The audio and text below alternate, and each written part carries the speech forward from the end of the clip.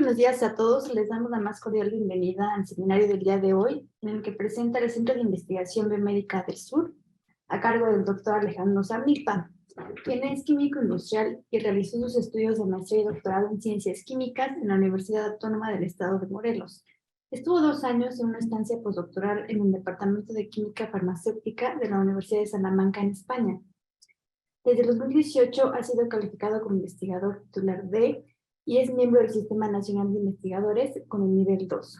Hasta la fecha ha publicado un promedio de 170 artículos indexados en el JCR, ha formado a 17 estudiantes de maestría y doctorado y forma parte del grupo de mentores de más de 17 patentes otorgadas por el INPI. Antes de ceder la palabra, les recuerdo que en un momento más les voy a poner el link de asistencia aquí en el chat de Zoom para que de esta manera se puedan registrar. Adelante, doctor Zamilpa. Sí, Valeria, muchas gracias. Me voy a permitir compartir pantalla para poder presentar a las ponentes del día de hoy. Y solo te pediría, Valeria, que me digas si se ve completa. Sí, listo, ahora sí. Perfecto, perfecto. Buenos días a todos. En esta ocasión para nosotros, para el Centro de Investigación Biomédica del Sur, es todo un honor estar ante este auditorio de médicos residentes y de investigadores de todo el país.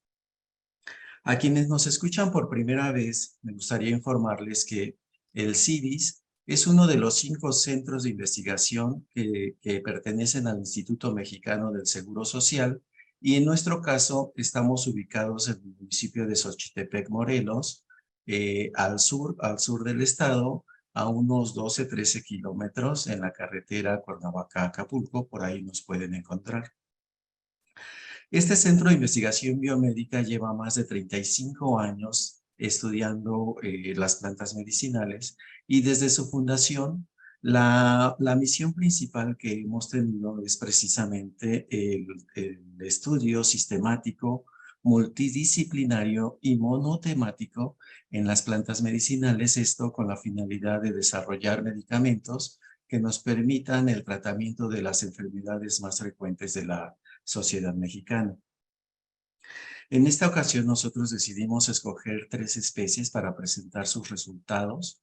En este caso es Onetera rosa, Galfinia glauca y Baccharis conferti, que serán presentados por la doctora Rosa Mariana Montiel, la doctora Mayra Alejandra Santillán y la doctora Ana Gutiérrez. La parte de estas plantas que seleccionamos es porque llevan un buen tiempo de trabajo sistemático, como les decía, y todos ellos ya tienen resultados importantes que pudieran pasar a la siguiente etapa de esta traslación que estamos tratando de hacer. Para hacer esto de una manera más dinámica y no sobre tiempo para las preguntas, me voy a permitir dar una breve semblanza de todas las ponentes al mismo tiempo, y posteriormente cada una de ellas nos estará presentando su trabajo, sus resultados, en un promedio de 20-25 minutos para que podamos tener un espacio al final para la serie de preguntas que puedan surgirles. En el caso de la doctora Mariana Montiel, ella estudió una licenciatura en biología y maestría en farmacia en la Universidad del Estado de Morelos. Posteriormente realizó sus estudios de doctorado en la Escuela Superior de Medicina del Instituto Politécnico Nacional. Después de esto, ella ingresó a trabajar directamente como investigadora en la Universidad Autónoma de Tamaulipas como investigador de tiempo completo, y tuvimos nosotros la fortuna de volver a recuperar a la doctora Mariana, que ya la habíamos formado, como les había mencionado, con sus diferentes tesis desde licenciatura hasta posgrado. Y está con nosotros desde hace más de 5 años. En el caso de la doctora Mayra Alejandra Santillán, Ella también es bióloga de la Universidad Autónoma del Estado de Morelos y posteriormente estudió una maestría en medicina molecular en la misma universidad y sus estudios de doctorado los realizó en la Universidad Autónoma Metropolitana.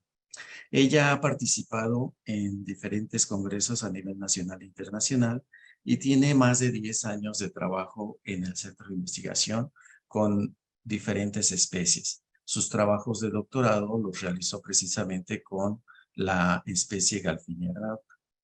La doctora Ana Silvia Gutiérrez, ella estudió su licenciatura en la Universidad Autónoma Metropolitana y una vez que terminó y necesitaba hacer su servicio social, se incorporó al centro de investigación, también ya con muchos años con nosotros, y estudió sus estudios de licenciatura, maestría y doctorado en el centro de investigación. Los trabajos que hicieron y que vamos a ver aquí precisamente son los más relevantes que han tenido cada una de las investigadoras que nos van a presentar el día de hoy. Entonces, ya sin más preámbulo y repito, para tener un mayor tiempo de discusión, vamos a dejar que las doctoras nos presenten sus trabajos. Doctora Mariana, por favor. Sí, doctor, pues estoy.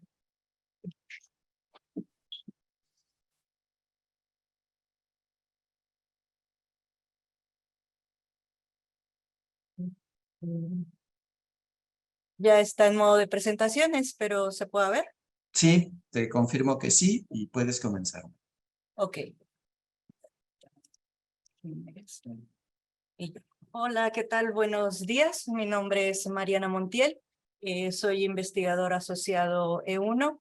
En este momento les voy a presentar algunos resultados destacados que se lograron obtener en el laboratorio que tiene por objetivo, como dice el doctor, de buscar nuevas alternativas terapéuticas para el tratamiento, en este caso, del dolor, la inflamación y enfermedades asociadas a este padecimiento, como lo puede ser neuropatía diabética, artritis reumatoide, dolor posoperatorio, que es con lo que estamos trabajando. El título de la ponencia es Actividad antinociceptiva, antiinflamatoria y cicatrizante de Oenotera rosa. Bueno, como sabemos, en presencia de un estímulo nocivo, ya sea de carácter químico, físico, térmico, se van a generar daños que son producidos por diferentes mediadores que van a activar receptores selectivos específicos que se encuentran en las fibras terminales de los nervios y que a su vez van a llevar información hacia la médula espinal. Estos receptores los conocemos como nociceptores.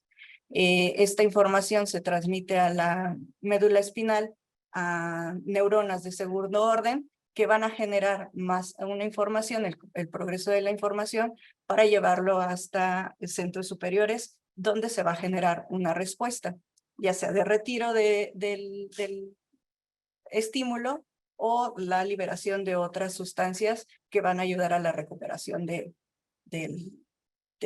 daño. Como sabemos, la primer causa, la primera razón por la que asistimos al médico es casi siempre el dolor. Contamos con algunas alternativas terapéuticas para su tratamiento. Sin embargo, el uso crónico de estas terapias pues generan varios efectos adversos.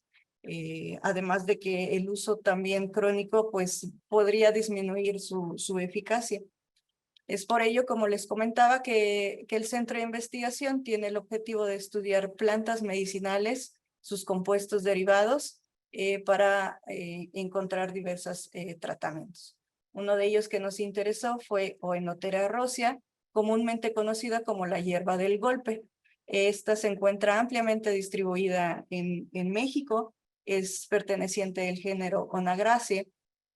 La encontramos en climas templados, en bosques. Es una hierba pequeñita con una flor característica rosa muy pequeñita de 1 centímetro. En la medicina tradicional mexicana se ha utilizado principalmente para disminuir inflamación, dolor, hematomas, es por ello su nombre. También lo utilizan para cicatrización, algunos problemas hepáticos y renales normalmente la utilizan como té o como un tipo cataplasma o emplastes, pero en la zona afectada. Algunos estudios farmacológicos con los que cuenta esta planta es que se han realizado algunas evaluaciones acerca de su actividad antiinflamatoria en extractos de tipo acuoso, hidroalcohólico y metanólico, así como una determinación de su dosis letal que está por encima de los 2.000 miligramos por kilogramo. También se ha visto que tiene un potencial efecto antiagregante plaquetario y fibrinolítico. También en extractos de tipo etanólico se han realizado estudios de la actividad antimicrobiana con diversas cepas bacterianas y también se ha visto que previene el daño provocado por cáncer de estómago en ratones, en extractos también de tipo etanólico. Es por ello que nos surgió la pregunta y poder hacer una amplia o una mayor investigación acerca de su actividad tanto analgésica como antiinflamatoria en diversos modelos que les voy a presentar en este momento. Y estos son los resultados que hemos obtenido. Bueno, antes les platico, nosotros ya contamos con material vegetal en el centro de investigación que ha sido cultivado, que ahí es donde podemos hacer la colecta para hacer la molienda e iniciamos con una maceración hidroalcohólica. A partir de esta, se hace una separación en 2 fracciones compuestas de una de agua y otra de acetato de etilo. A nosotros nos interesó un poquito por su composición química, la fracción de acetato de etilo, que es con la que hemos estado trabajando y es con la que les voy a presentar algunos resultados. Bueno, iniciamos con algunas pruebas acerca de dolor agudo. Esta es la prueba de la formalina. Esta prueba consiste en administrar 2.5% de formaldehído diluido, formalina, en la patita del ratón. Lo que aquí cuantificamos es el tiempo de lamida de la patita, de la zona afectada. Esta prueba tiene como característica presentar 2 fases. En la primera, de 0 a 10 minutos, se presenta la fase neurogénica, que es la activación directa de los nociceptores, los receptores del dolor. En la segunda fase, a partir del minuto 10 hasta la cuantificación de 30, 40 o 1 hora, se genera un dolor de tipo inflamatorio.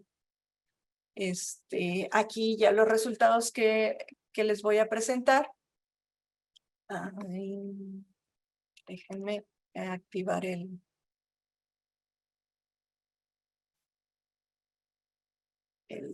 láser.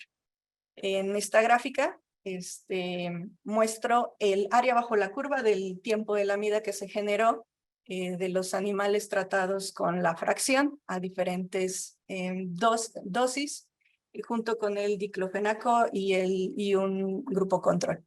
En esta gráfica observamos que no se vieron diferencias significativas en la fase 1.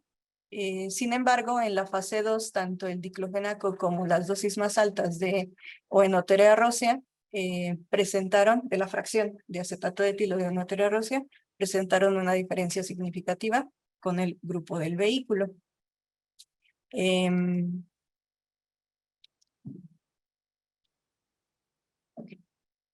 Para determinar algún posible mecanismo o modo de acción de esta fracción, lo que hicimos fue administrar previamente algunos inhibidores o antagonistas de ciertos sitios en las vías del dolor, como lo puede ser el N-NAME, que es un inhibidor de la sintasa del óxido nítrico, el ODQ, que es un inhibidor de la guanilato ciclasa, y la glibenclamida, que es un bloqueador de los canales de potasio.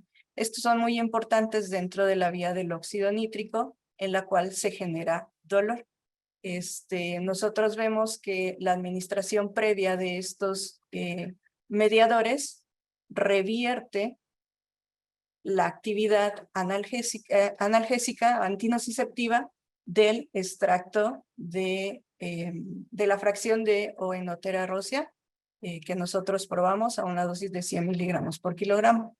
Además se utilizó la bicoculina, que es un antagonista de los receptores GABA, que también son importantes en la transmisión de dolor, donde también vemos que este efecto se revierte en la presencia de este antagonista. Por otra parte, administramos naloxona, un antagonista no específico de receptores opioides, y en este caso sí no vimos alguna diferencia significativa en cuanto a el bloqueo o la inhibición del efecto de la fracción que estamos probando. Otro modelo que utilizamos fue el modelo de la capsaicina. La capsaicina es un activador selectivo de receptores TRPV, los cuales también son importantes en las vías del dolor. Y aquí también vemos un efecto antinociceptivo de la fracción de acetato de etilo, disminuyendo también el tiempo de la amida. En este caso también se administra la capsaicina directo en la pata del ratón. Para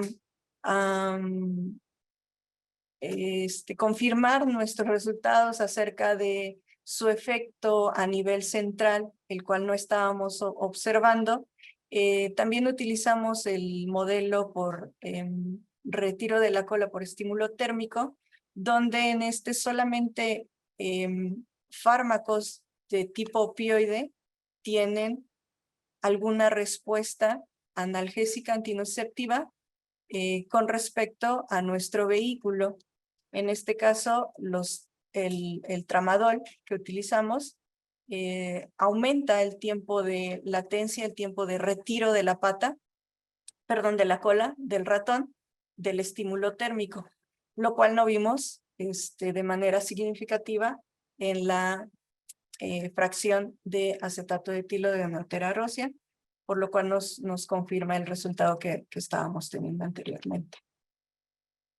Otro modelo que quisimos presentar fue la actividad antiinflamatoria por la administración de carragenina en la patita del ratón. Esta produce una inflamación, la cual fue medida en un pletismómetro.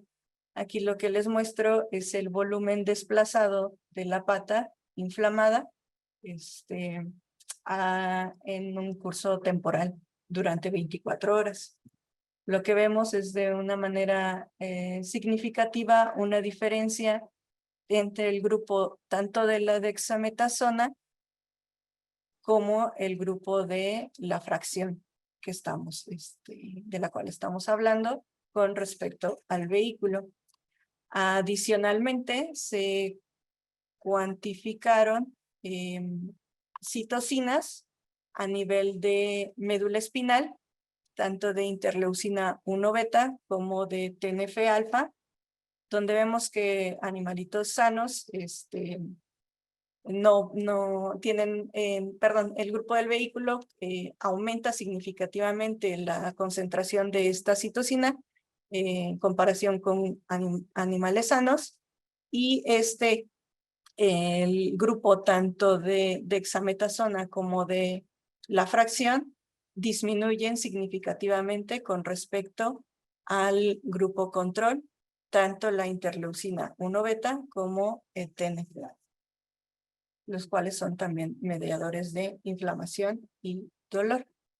Como sabemos, mucho de lo que les comentaba anteriormente, presentan algunos efectos adversos y quisimos ver la acción de esta fracción a nivel de daño gástrico.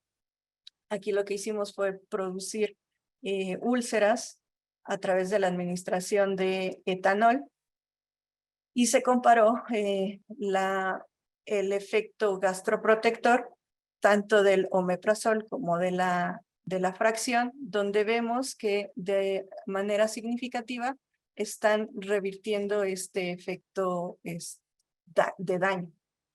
Por otra parte, también cuantificamos la actividad motora, locomotora en el modelo de Rotarod, donde vemos que no hay alguna actividad o afectación en este parámetro que se midió con respecto a nuestros grupos controles.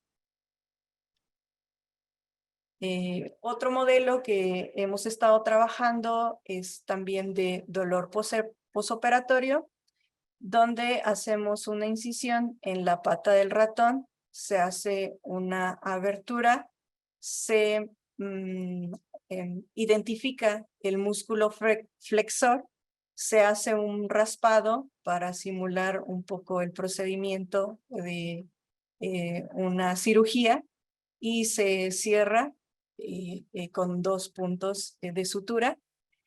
Y estos animalitos son cuantificados mediante filamentos de Bonfrey para determinar el umbral de dolor, tanto de hiperalgesia a un estímulo que es nocivo, pero que se exacerba cuando tenemos este tipo de situaciones, como lo puede ser la lesión por la cirugía.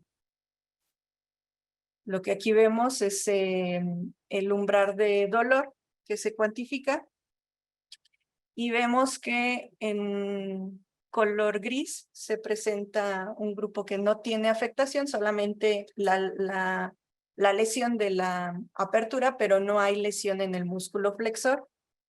Y el vehículo en negro, donde disminuye significativamente su umbral de dolor.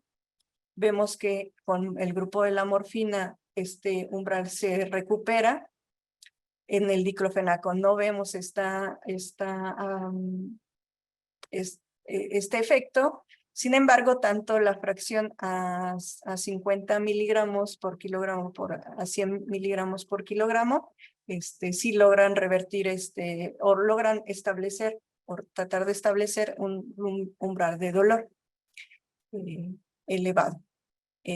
Se hizo una separación química también de algunas fracciones, se realizó una estrategia química de análisis, donde 2 de las fracciones también tienen una reversión, bueno, una recuperación del umbral en los días de evaluación en los cuales se estuvieron los animales. Por otro lado, a nivel in vitro, determinamos la migración celular. Antes, también una prueba de citotoxicidad, donde vimos que la exposición tanto a 24 como 48 horas de la fracción nos genera una concentración inhibitoria 50 por mayor de los 1000 y 600 microgramos por mililitro respectivamente. En este modelo de migración celular es el de raspado del área, donde tomamos fotografías y se cuantifica el área de cierre del raspado que se hace.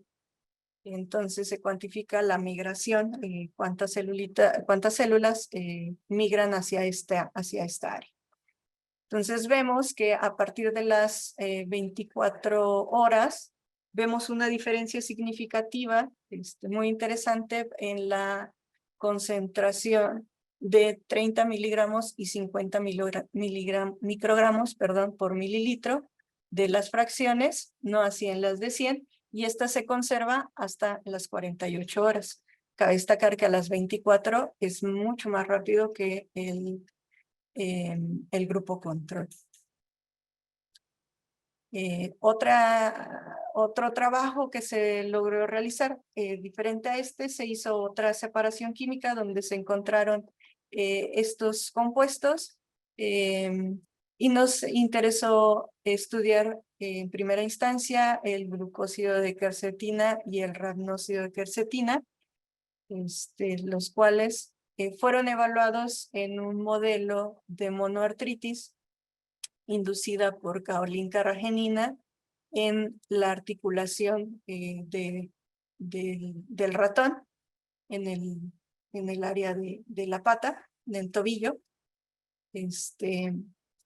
Y aquí vemos también, se cuantificó el incremento de edema de un grupo que no tenía la lesión más que de solución salina, el grupo con la artritis inducida solamente con nuestro grupo vehículo, el metotrexato como grupo de fármaco de referencia y los diferentes grupos que evaluamos, tanto la fracción, una separación de esta fracción que identificamos como 3, y dentro de estas se encontraron tanto el glucósido de quercetina como el rhamnósido de quercetina, y vemos que a partir de las 72 horas cada uno de ellos presenta una diferencia significativa muy similar al grupo de metotrexato con respecto al grupo control, por lo que también aquí podemos concluir un efecto antiinflamatorio.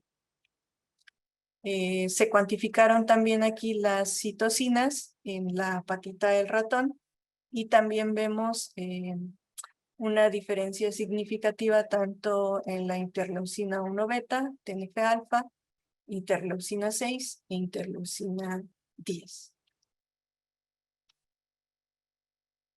En este modelito también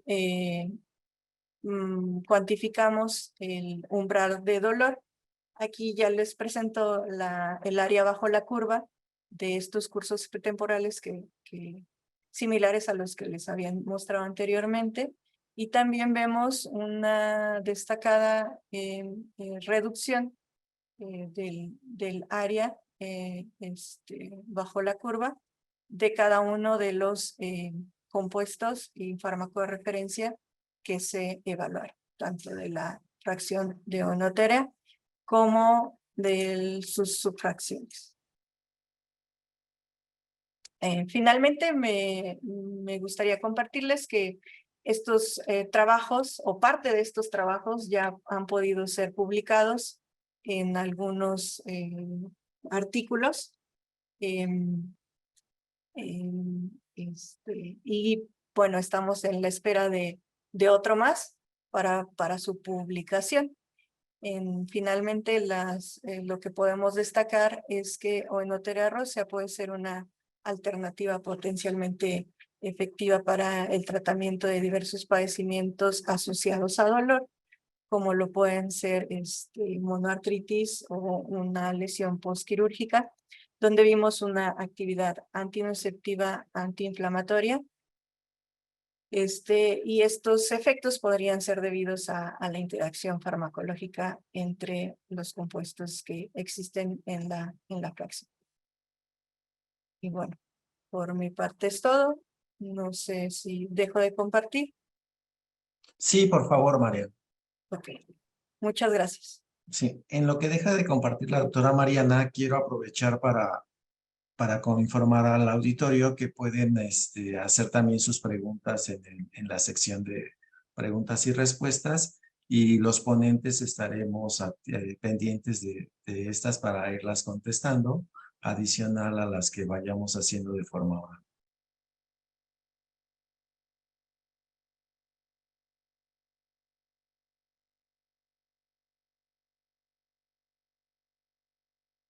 Doctora Mayra, le confirmo que ya está activa su presentación y puede comenzar. Muchas gracias. Ya pueden ver mi pantalla, ¿cierto? Bueno, muy buenos días. Muchas gracias por la presentación y por estar aquí. Yo les voy a hablar una pequeña parte de lo que realizamos durante el doctorado.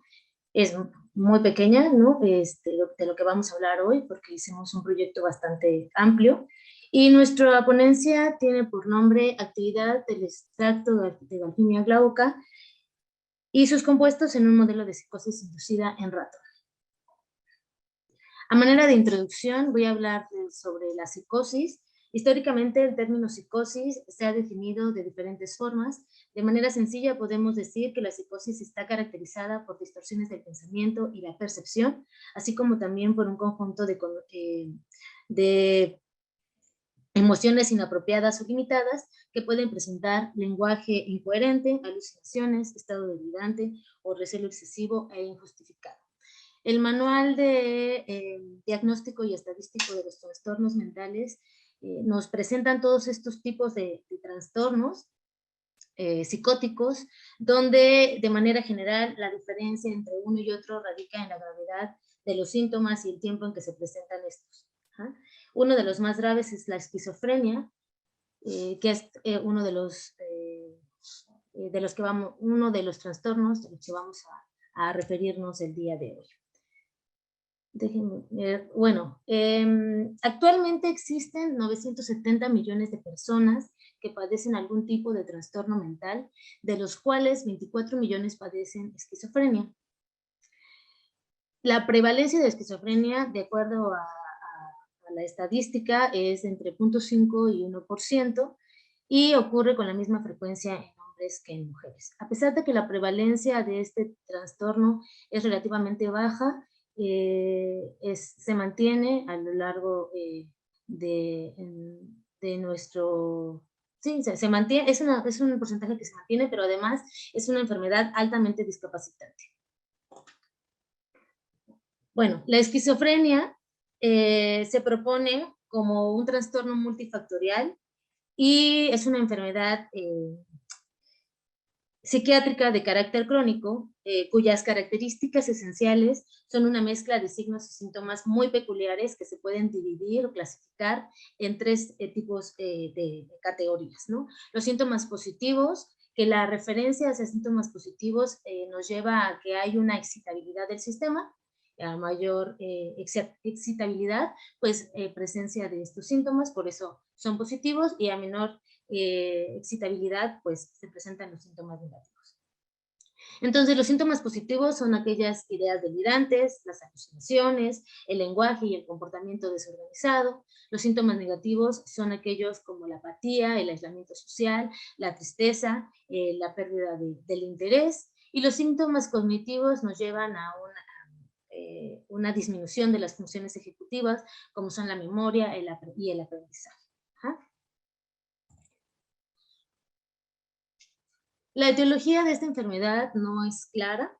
Se presenta como un trastorno multifactorial, donde el dato más común es la historia natural, ¿no? La historia familiar, perdón, del paciente, y tiene que ver completamente con la genética.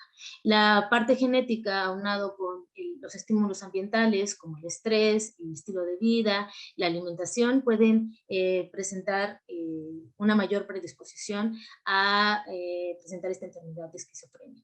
También se ha observado que el consumo de sustancias, como las metanfetaminas, nos pueden llevar a síntomas de psicosis. De hecho, a partir de la observación de personas adictas a estas sustancias, es a partir de esto donde se postula la hipótesis dopaminérgica. Esta hipótesis es la más aceptada, la más utilizada.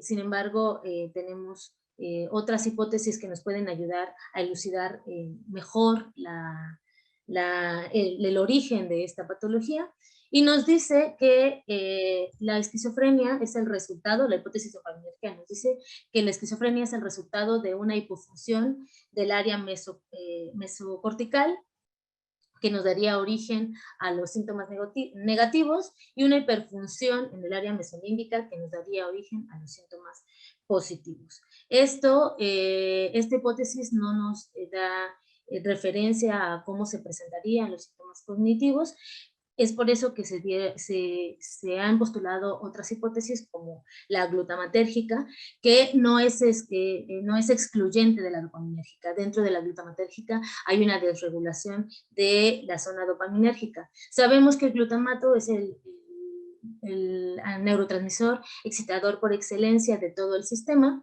y esta hipótesis postula que la hipofunción del receptor NMDA, que es un receptor ionotrópico, que se encuentra en mayor densidad en nuestro cerebro, generaría este padecimiento, ¿no? La disminución de este neurotransmisor generaría una disminución en la excitabilidad del neurotransmisor GABA y serotonina.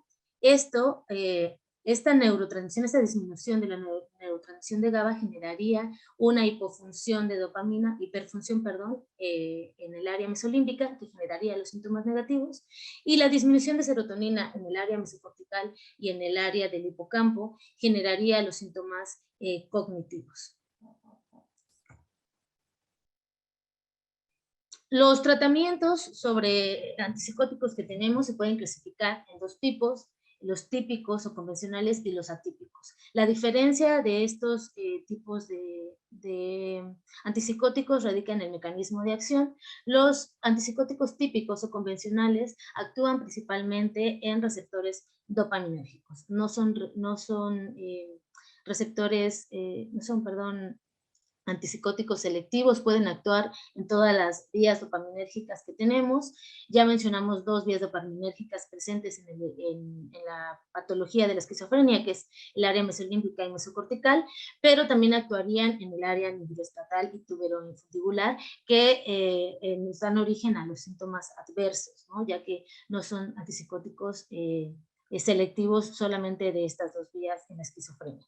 Entonces, ¿qué nos dice? Todos los antipsicóticos típicos van a actuar sobre el bloqueo de receptores dopaminérgicos. En esta imagen observamos una neurona serotoninérgica y una dopaminérgica, y vemos que el antipsicótico convencional bloquea el receptor de dopamina, y esto podría generar algunos efectos adversos como el efecto extrapiramidal. Más adelante les voy a explicar los diferentes efectos adversos que estos antipsicóticos provocan. Tenemos en los atípicos un mecanismo de acción distinto. Otra vez vemos a la neurona serotoninérgica y a la neurona dopaminérgica, y observamos que los antipsicóticos atípicos actúan sobre receptores de serotonina. Estos no solo actúan sobre serotonina, también actúan sobre dopamina, y el hecho de que actúen de esta manera disminuyen el efecto extrapiramidal, que se está tratando de disminuir este tipo de efectos adversos, ya que todos los antipsicóticos actuales que se utilizan en la terapéutica tienen efectos adversos graves. Ajá.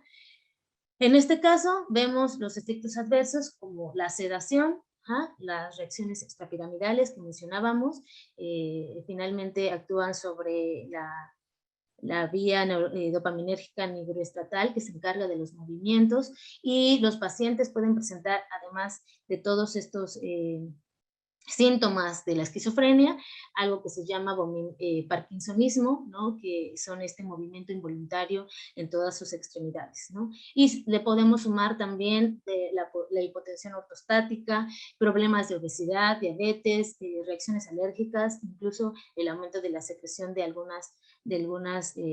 prolactina, ¿no? De regulación de las hormonas, porque ya habíamos mencionado que también puede actuar sobre la vía dopaminérgica tuberoinfundibular, que es completamente hormonal, ¿no? Y esto puede afectar a todo el sistema. Como ya vimos, estos antipsicóticos están enfocados principalmente en corregir los síntomas positivos de la esquizofrenia. No actúan sobre los síntomas negativos ni cognitivos, y todos están basados en modificar o actuar sobre dopamina y algunos otros neurotransmisores como serotonina, y generan todos estos efectos adversos, lo que lleva a los pacientes a entrar en un estado de polifarmacia, ¿no? Los médicos terminan administrando otros tipos de medicamentos para contrarrestar los efectos adversos, o finalmente los pacientes terminan por dejar de tomar el tratamiento, lo que va a llevar a agravar su condición que ya tiene, ¿no? Por eso en el Centro de Investigación del CIVIS estamos tratando de encontrar alternativas una alternativa más como fitomedicamentos. Nosotros en el doctorado propusimos a Galfinia glauca, que es una especie que ha demostrado tener efectos sobre el sistema nervioso central como sedante, anticonvulsivante y ansiolítico. El antecedente más fuerte que tenemos para proponer, en este caso, a Galfinia glauca como un antipsicótico fue el que observamos en rebanadas de cerebro de rata, donde GB fue capaz de modificar la frecuencia de descarga de neuronas dopaminérgicas en el área ventral tegmental. A partir de este antecedente y con el antecedente que teníamos sobre el sistema nervioso central, se propuso, se generó la siguiente pregunta de investigación. Ejerce entonces efecto antipsicótico, las galfiminas y Galfinia glauca ejerce un efecto antipsicótico en el modelo de psicosis crónica inducida con fármacos que actúan sobre la transmisión glutamatérgica como MK801. Pues la hipótesis que se manifestó a través de esta pregunta de investigación fue que debido a que se ha mostrado que GB actúa sobre receptores dopaminérgicos, el extracto metanólico, la fracción recarterpenos y las galfiminas provocarán un efecto de mejoría de los síntomas negativos, positivos y cognitivos de ratones con psicosis inducida con fármacos dopaminérgicos y o glutamatérgicos, ¿no? En este caso, recordemos que la hipótesis glutamatérgica incluye a la dopaminérgica y entonces el efecto sobre dopamina pues está implicado en esta vía. El objetivo fue evaluar la actividad del extracto metanólico de la fracción de las galfiminas derivados de Galfinia glauca sobre diferentes parámetros asociados a los síntomas negativos, positivos y cognitivos de la esquizofrenia en ratones con psicosis inducida con MK801. Iniciamos con la preparación o la extracción de las galfiminas. Esta metodología es ampliamente utilizada en el centro de investigación, ya está una metodología estandarizada y se llevó a cabo desde la preparación de los extractos. Galfinia glauca fue colectada, secada, macerada, llegamos al extracto y se hizo un fraccionamiento primero por columna abierta. Este fraccionamiento fue monitoreado por cromatografía en capa fina, donde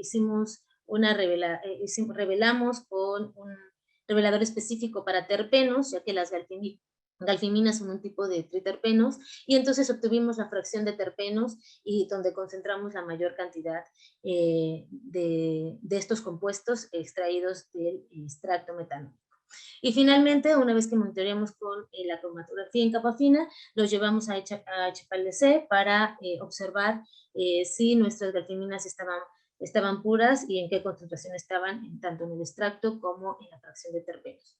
El diseño que utilizamos nosotros para este modelo de psicosis con MK801 fue un modelo que se implementó en el centro de investigación, y el MK801 es un antagonista de los receptores NMDA y bloquea completamente este canal.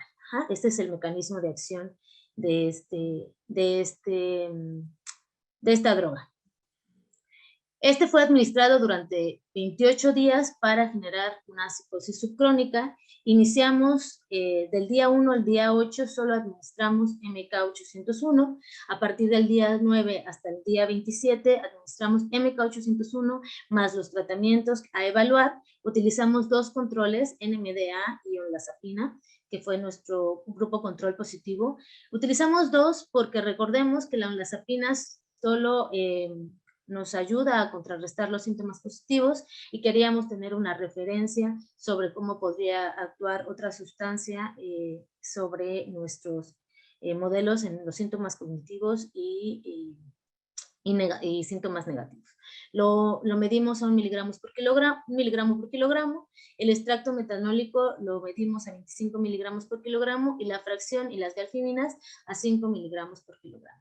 Para el día 28 se administraron todos estos tratamientos 1 hora antes de iniciar las pruebas. Hicimos 4 pruebas conductuales: la prueba de natación forzada para los síntomas negativos, la debilitación pasiva para los cognitivos, interacción social, que nos mide ambos, positivos y cognitivos, y el campo abierto, donde vimos los síntomas positivos de los animales.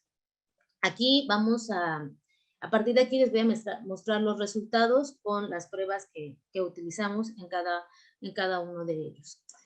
Para los síntomas negativos utilizamos la prueba de natación forzada, que es un modelo ampliamente utilizado para evaluar el efecto antidepresivo de extractos vegetales y de compuestos de síntesis. El parámetro que medimos fue el tiempo de inmovilidad, que se cree que refleja la falta de persistencia a la conducta de escape, el cual es un indicador de desesperanza conductual que nos lleva al estado depresivo del animal. Esta prueba inicia con un entrenamiento previo, donde le enseñamos al animal que no va a poder escapar del cilindro con agua. Posteriormente se hace la prueba. Esta prueba dura 5 minutos y medimos el tiempo de inmovilidad, como ya les mencioné, y la desesperanza, que nos lleva a la desesperanza conductual.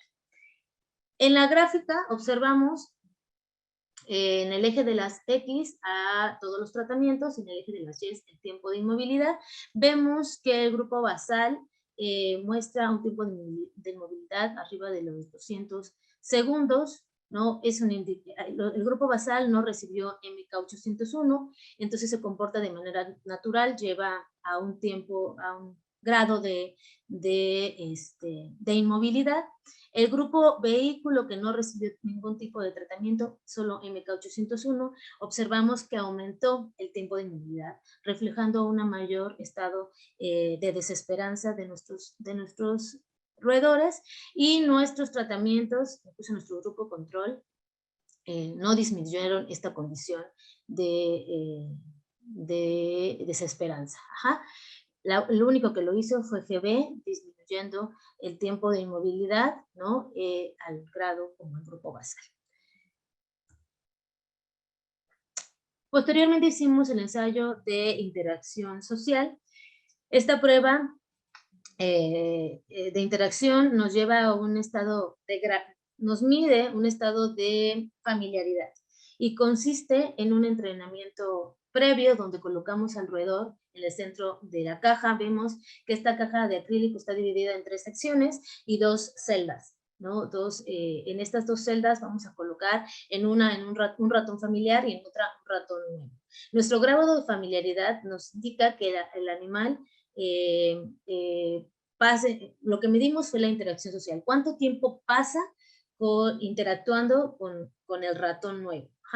El entrenamiento nos indica el comportamiento normal del animal, nos va a indicar que debe pasar más tiempo con el animal nuevo, y esto nos va a decir que recuerda el ratón, recuerda a su ratón familiar, y que está recordando pues es uno de los marcadores, ¿no? El aislamiento social, y que está teniendo una buena interacción con el animal nuevo. La prueba consiste en 5 minutos, medimos el ratón de prueba, medimos cuánto tiempo, ¿no? Pasa en segundos interactuando con nuestro ratón nuevo, y esto nos va a indicar si el animal está teniendo una si no está teniendo deterioro cognitivo, y que recuerde cuál es el animal nuevo y cuál es el animal familiar. En la gráfica vemos nuevamente en el eje de las X a nuestros tratamientos, y en el eje de las Y la interacción social en segundos. Vemos que los animales que no tuvieron MK801 tuvieron un tiempo de interacción social arriba de los 40 segundos. Pasó el animal más tiempo interactuando con el ratón nuevo. Aquellos animales que solo recibieron vehículo disminuyeron el tiempo de inmovilidad. El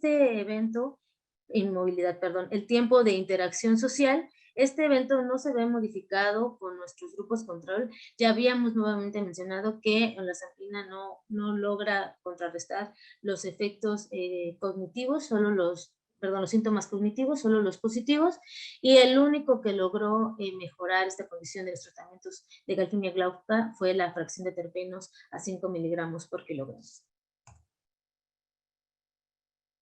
Para los síntomas cognitivos, además utilizamos la prueba de evitación pasiva.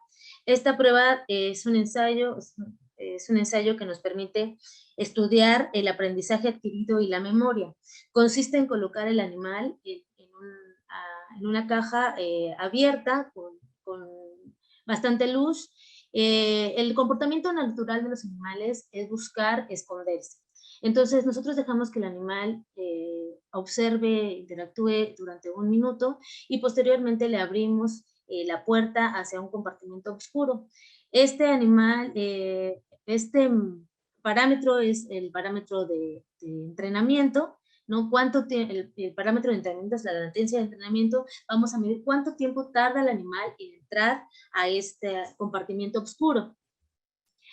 Una vez que entra al compartimento oscuro, cerramos la puerta y le damos un estímulo aversivo, en este caso un choque eléctrico, esto con el fin de que el animal en el día de la prueba recuerde que al entrar al compartimento oscuro va a recibir un estímulo aversivo, ¿no? Y entonces ahí medimos la latencia de retención. ¿Cuánto tiempo el animal recuerda que al entrar va a recibir un estímulo que lo puede lastimar?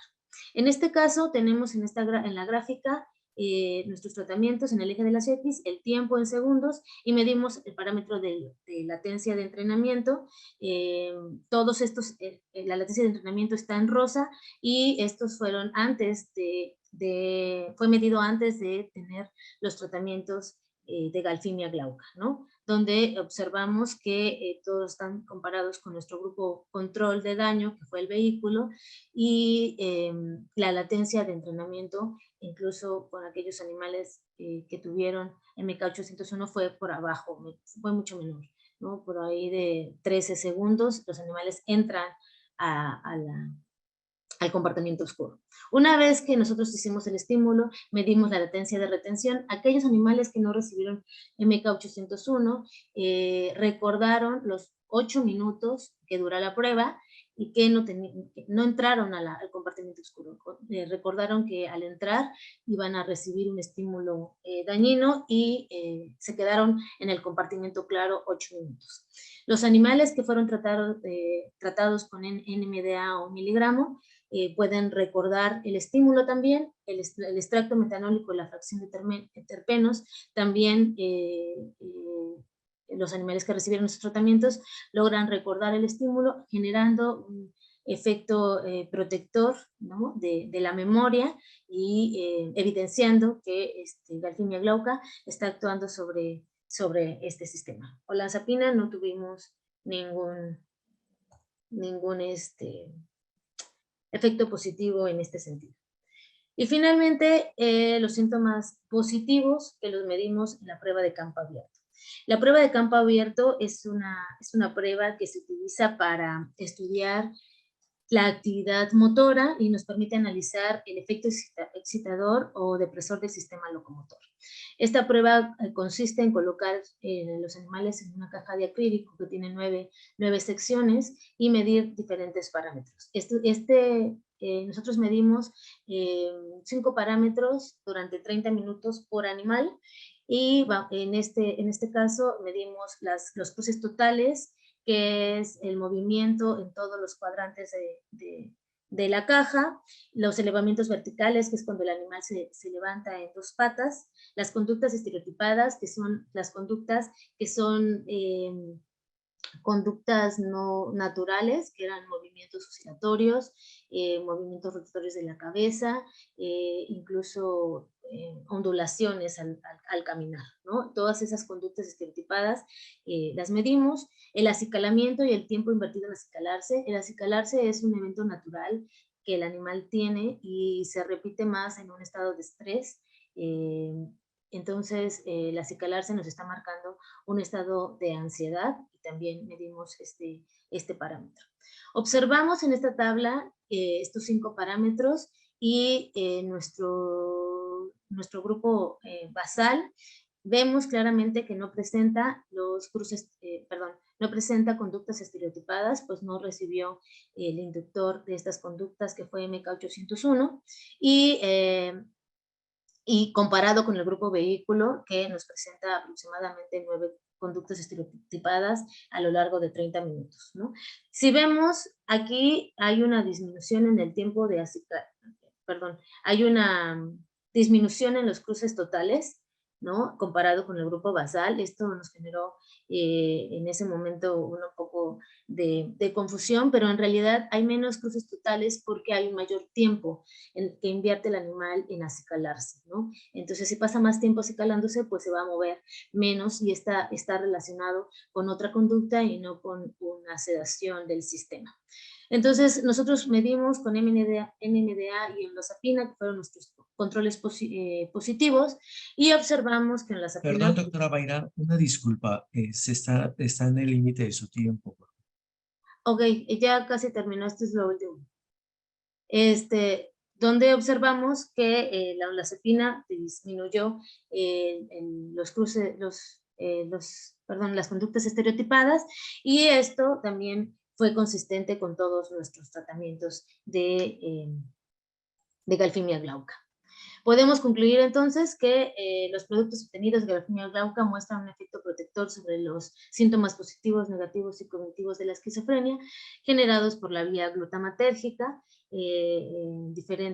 a diferentes dosis y esto es muy importante para el centro de investigación, ya que ningún tratamiento en el mercado logra corregir los síntomas positivos y cognitivos. Se han generado 2 publicaciones de este doctorado que se hizo en 2018 y el centro de investigación sigue trabajando con modelos de psicosis en otras especies de plantas y es todo de mi parte. Gracias. Muchas gracias, doctora. Si nos ayuda a dejar de presentar, perfecto. Doctora Ana Silvia. Buenos días, un momento. Voy a compartir mi presentación. Me dicen si se aprecia. Sí, solo que ponga, perfecto, ahora sí. Puede comenzar. Muchas gracias. Bueno, buenos días. Mi nombre es Ana Silvia Gutiérrez Román. El día de hoy les presento los resultados derivados de mi tesis doctoral y esta presentación, esta charla, tiene por título Caracterización química y evaluación farmacológica de Bacardis conferta en modelos de inflamación.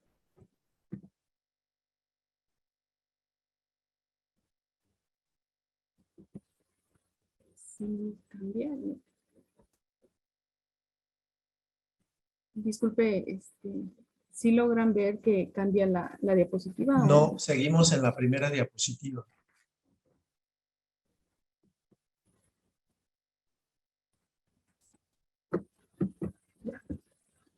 Listo. Como ya les había comentado el doctor Alejandro, el Centro de Investigación Biomédica del Sur, uno de los objetivos que tiene este centro es evaluar especies medicinales y demostrar o identificar aquellos compuestos responsables de la actividad farmacológica. Bueno, para este estudio, la planta medicinal fue Bacardis conferta Kun. Esta especie pertenece a la familia Asteraceae y se le conoce con diferentes nombres comunes, principalmente como azoyate, hierba del carbonero, escobilla y escobilla de monte. Es un arbusto de 2 metros de altura y presenta hojas romboidales dentadas, flores compactas de color blanco y amarillo. Principalmente se distribuye en los estados de Veracruz, Puebla, Tlaxcala y Morelos. Esta especie medicinal tiene diferentes reportes o usos, principalmente relacionados con el dolor, como el dolor del estómago, dolor de las articulaciones y dolor de muelas. También se utiliza para calambres, diarrea y vómito. Principalmente se utilizan las partes aéreas de esta especie mediante infusión y cataplasma.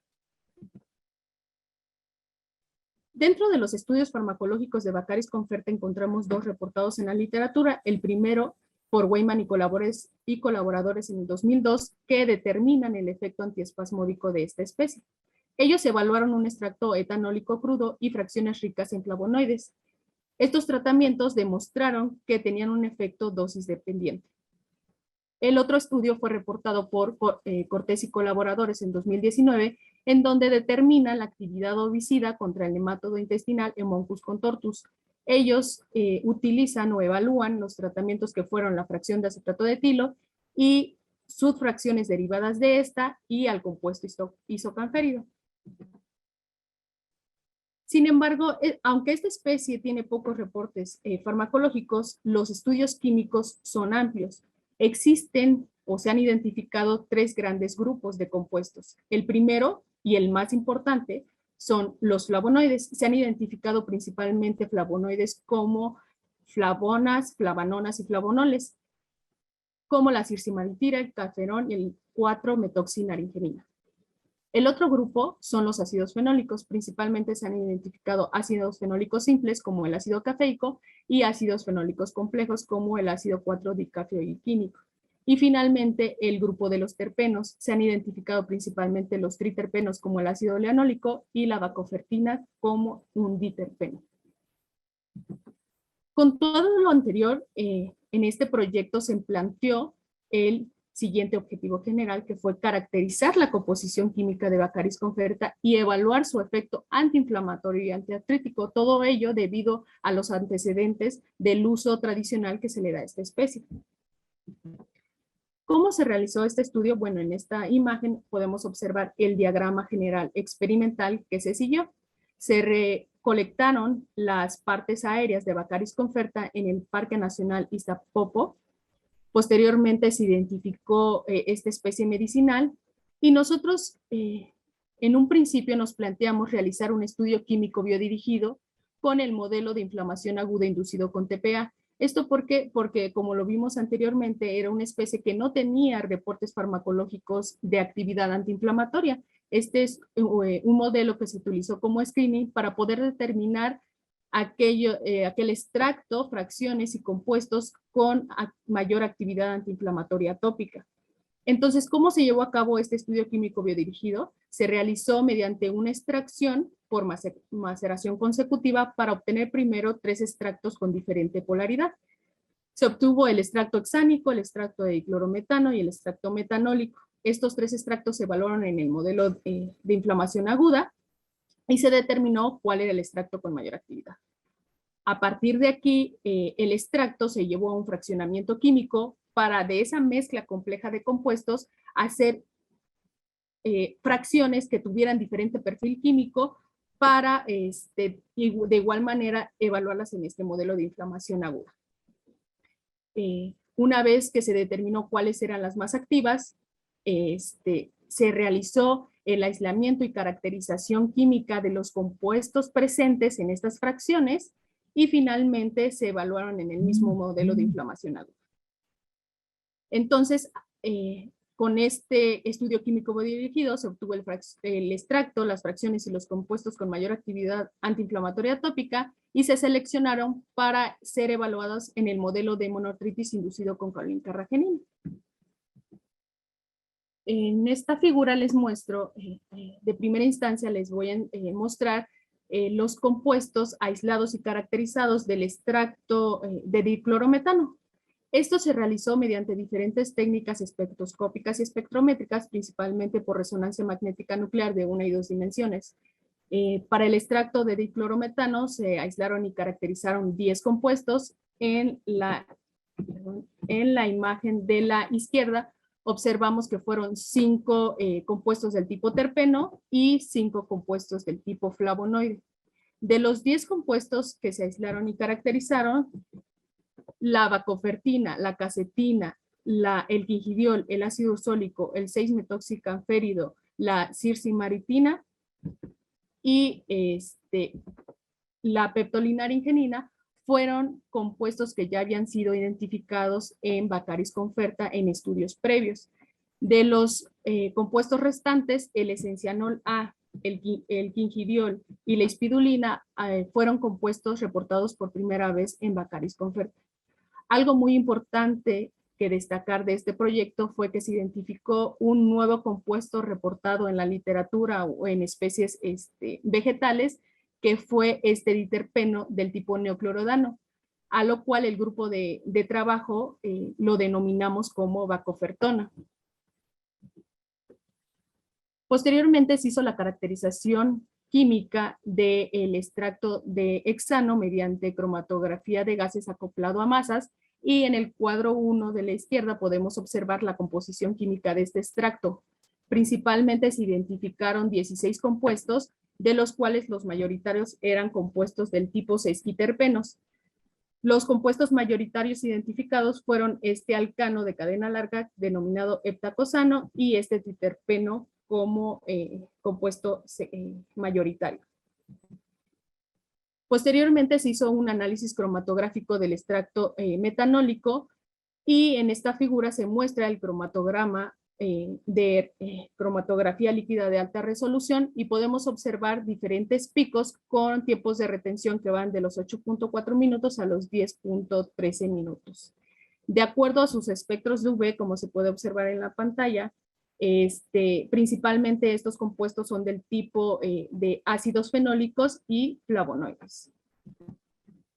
Ahora bien, como ya les había mencionado, se evaluó la actividad antiinflamatoria tópica de primero de los extractos, y en el gráfico de la izquierda se observa el efecto de los diferentes extractos. La variable que se evaluó fue el peso del edema. Observamos que en el grupo de daño, en el grupo vehículo, existe un aumento de este edema tras la aplicación de nuestro agente irritante, que fue el TPA. Como control positivo se utilizó la indometacina, y se observan los diferentes tratamientos que fueron el extracto hexánico, el extracto de diclorometano y el extracto metanólico. Nuestros tres extractos muestran una disminución del peso del edema. Al realizar el cálculo de porcentaje de inhibición del edema, observamos que el extracto que tuvo un mayor efecto antiinflamatorio fue el extracto de diclorometano con un 78.5%. En la literatura ya se ha reportado que la evaluación o el efecto antiinflamatorio de extractos de mediana polaridad de diferentes especies de Baccharis conferta. A partir de aquí, como ya les había mencionado, se hizo el fraccionamiento químico de este extracto y se obtuvieron 3 fracciones denominadas de 1, de 2 y de 3. Observamos en el gráfico de la derecha el efecto de estas fracciones sobre, de igual manera, el peso del edema. Observamos que las 3 fracciones logran disminuir el peso del edema, y al realizar el cálculo de porcentaje de inhibición determinamos que la fracción D3 fue la más activa con un 82% de inhibición del edema, seguido de la fracción D2 con un 71.4%. Con estos resultados, como les recuerdo, estas 2 fracciones se llevaron a un fraccionamiento químico para poder aislar y caracterizar los 10 compuestos que ya les había mencionado. Sin embargo, para evaluar la actividad antiinflamatoria tópica de estos extractos solamente se evaluaron 5. En esta diapositiva se muestra el efecto de 3 compuestos que fueron el esencianol A, la bacofertina y la bacofertona.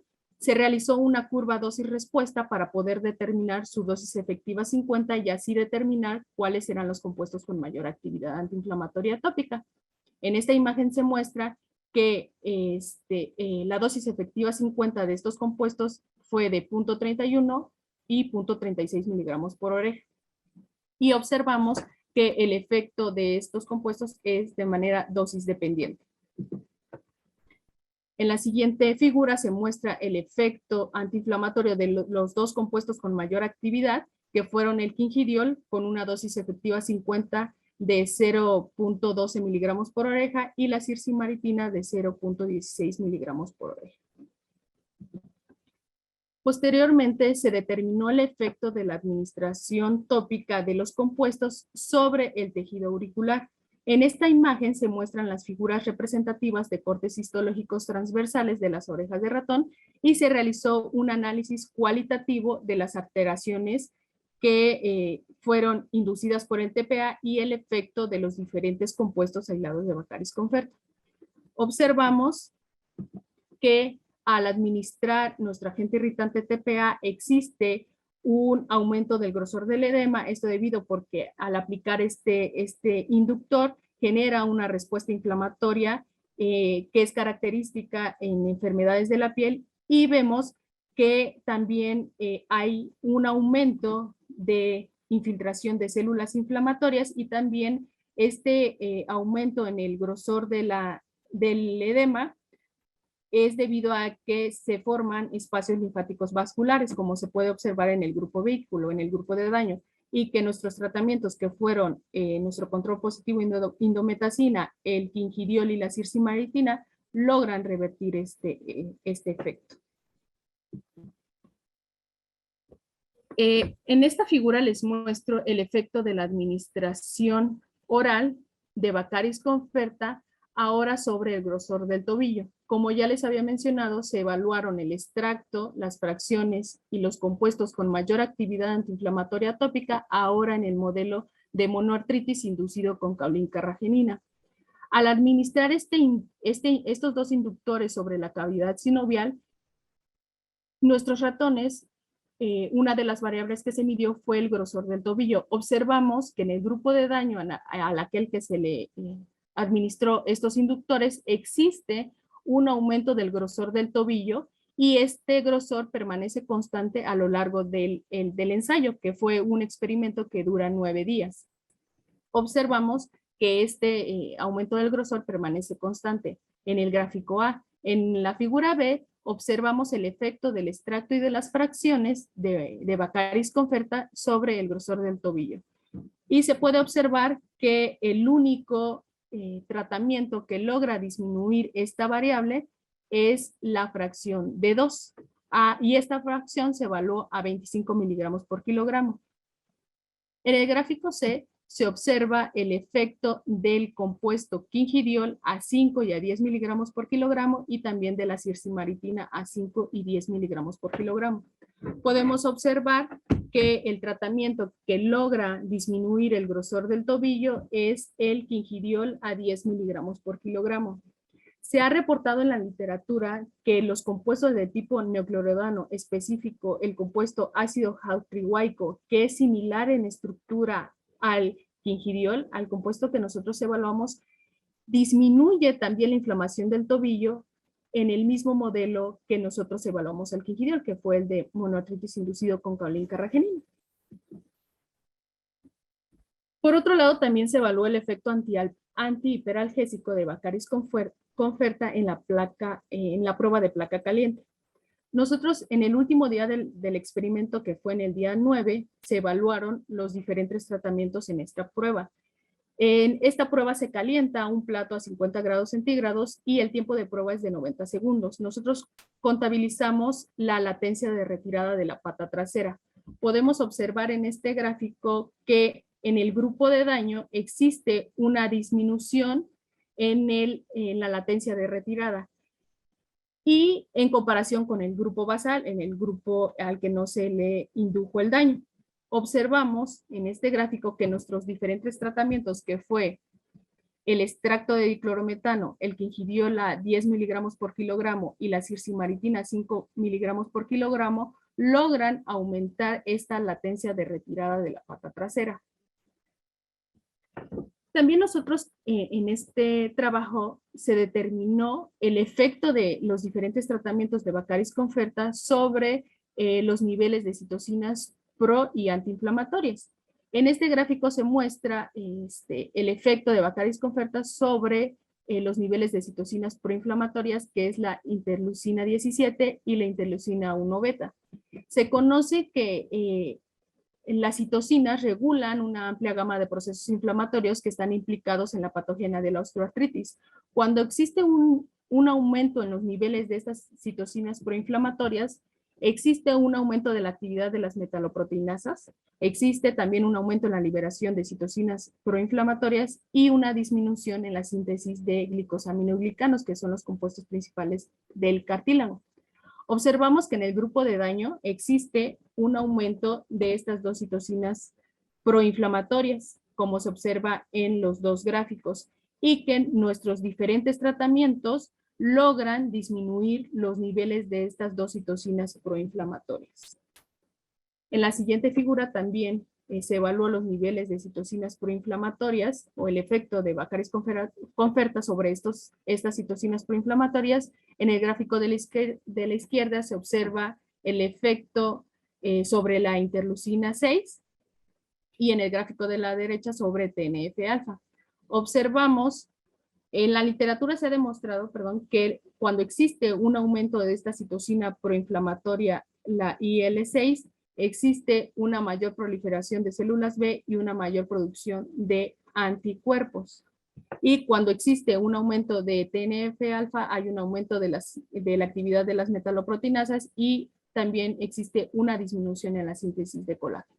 Observamos que en el grupo de daño existe un aumento de estas citocinas proinflamatorias y que en el caso de la interleucina 6, todos los tratamientos, excepto la circimaritina a 5 y 10 miligramos por kilogramo y el quingidiol a 5 miligramos por kilogramo, no presentan este efecto de disminución de los niveles de esta citocina.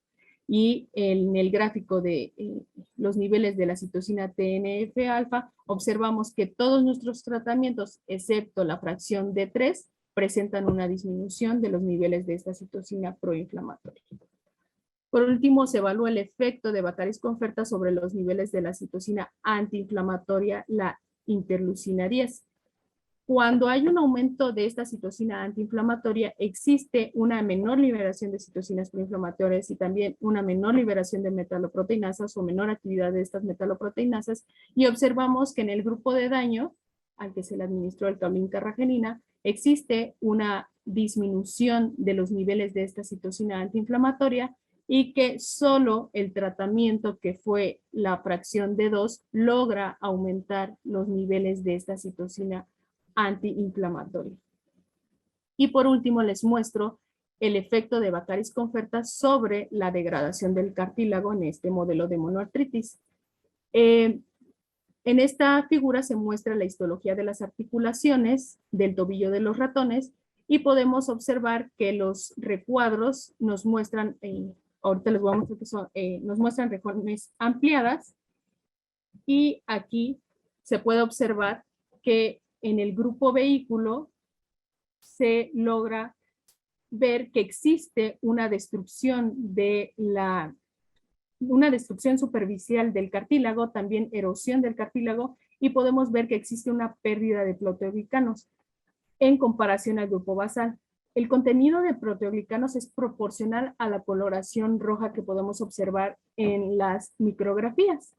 Y observamos que los tratamientos que tuvieron mayor efecto o que logran detener esta destrucción o detener la pérdida de estos proteoglicanos es la fracción D2 y el quingidiol a 10 miligramos por kilogramo. Esto es un efecto se determinó el efecto de manera cualitativa, lo que hicimos demostrar también de manera cuantitativa. Entonces en esta figura se puede observar el efecto sobre el área del cartílago y también el grosor del cartílago iliano. Observamos que en el grupo vehículo existe una disminución de estas variables y que nuestros diferentes tratamientos logran, existe una mayor área del cartílago iliano. Y bueno, a manera de conclusión tenemos que el perfil químico del extracto de diclorometano mostró que los compuestos mayoritarios son principalmente los terpenos y los flavonoides y que de estos principalmente son del tipo neocloredanos y flavonoides metilados. También podemos concluir que se identificó por primera vez un nuevo diterpeno, a lo cual denominamos bacofertina. Por otro lado, el perfil químico del extracto hexánico mostró que los compuestos volátiles mayoritarios son principalmente compuestos del tipo monoterpenos y sesquiterpenos. La administración tópica del extracto, las fracciones, el quingidiol y la circimaritina tienen un efecto antiinflamatorio, esto debido a que inhiben el grosor del edema y también la infiltración celular. Por otro lado, la administración oral de la fracción D2 y el quingidiol tienen un efecto antiartrítico, esto debido a que reducen el grosor del tobillo, modulan los niveles de citocinas pro y antiinflamatorias y también protegen del daño al cartílago articular. Y finalmente podemos decir que el extracto de diclorometano, el quingidiol y la circimaritina presentan un efecto antiperalgésico debido a que disminuyen la latencia de retirada de la pata trasera. De todo lo anterior, de todos los resultados que les mostré, se destaca que se llevó a la publicación de 2 artículos como parte de los resultados de mi tesis doctoral. Y bueno, esto fue todo. Muchas gracias.